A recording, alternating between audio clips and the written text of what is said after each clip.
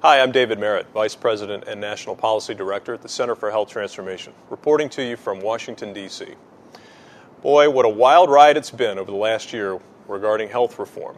And the ride isn't over yet. It got a lot bumpier last week for congressional Democrats and President Obama with the election of Scott Brown to the United States Senate. Democrats were weeks, if not days, away from passing comprehensive health reform for the first time in a generation. However, the election of Scott Brown has complicated their progress, most certainly. Congressional negotiators between the House and Senate have been working over the past several weeks to iron out the differences between the bill that passed the House in early November and the bill that passed the Senate on Christmas Eve. Some of those differences are pretty significant. The Senate bill includes a tax on what has been known as Cadillac plans, or high-value health plans, that a lot of unions have negotiated in lieu of higher wages through collective bargaining. This tax has not gone over well in the House and faces stiff opposition. The Senate bill also includes state-based insurance exchanges, whereas the House bill has one national exchange. The Senate bill also has less restrictive language when it comes to abortion services and abortion coverage. The House bill contains strict prohibitions on federal dollars going to cover abortion services or abortion coverage at all. Representative Bart Stupak fought for that and included that in the House bill. So those were some of the differences that were trying to be ironed out between congressional negotiators and the president until Scott Brown came to town. Now, the significance of his election is that up until now, Majority Leader Harry Reid had a 60-vote supermajority in the Senate. That means that they could get any bill to the floor, cut off debate, and move to final passage without any Republican support. Now, with only 59 votes, that means that Harry Reid will need at least one Republican to cross over to bring a bill up for a vote. The reason that's significant is because as congressional negotiators were finalizing their deal, the bill was going to have to go back to the House and then back to the Senate for one final vote. That isn't going to happen with Scott Brown sitting there. So that leaves two alternatives. One is for the House to actually take what the Senate passed on Christmas Eve and pass it itself. That would be the quickest way to end this and send the president a bill to sign.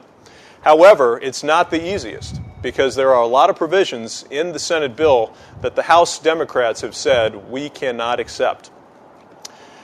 What has been proposed is using what's called budget reconciliation to try and fix some of those things that the House Democrats don't support.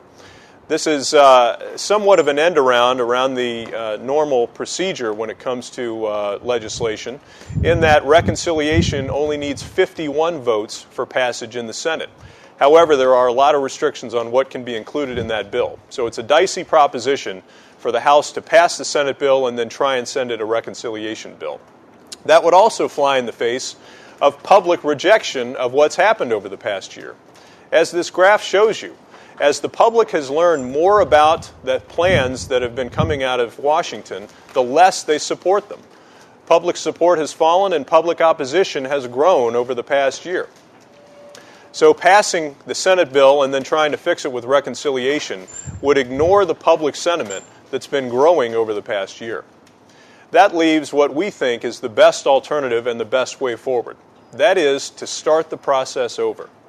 President Obama and congressional Democrats should truly reach out in a legitimate way to congressional Republicans and try and find bipartisan agreements on moving forward. We think that starts with delivery reform. Everyone knows that our system costs too much and costs too many lives. The inefficiencies and waste in the system are breathtaking. But things like delivery reforms, including payment reform, health information technology, focusing on health, wellness, and prevention, are things that everyone agrees are good things. And those can be the basis of an agreement moving ahead. In fact, health IT is a perfect example of how Republicans and Democrats can work together around common issues. Founder of the Center for Health Transformation, Newt Gingrich, and former Senate Majority Leader Tom Daschle, prominent Democrat, are actually co-authoring the foreword to our new book on health IT called Hit or Miss. It'll be available next month in February. It just shows you that when there is agreement between the parties on issues like health information technology, on providing incentives for health and wellness, we can find common ground. We know that'll save lives, and we know that'll save money.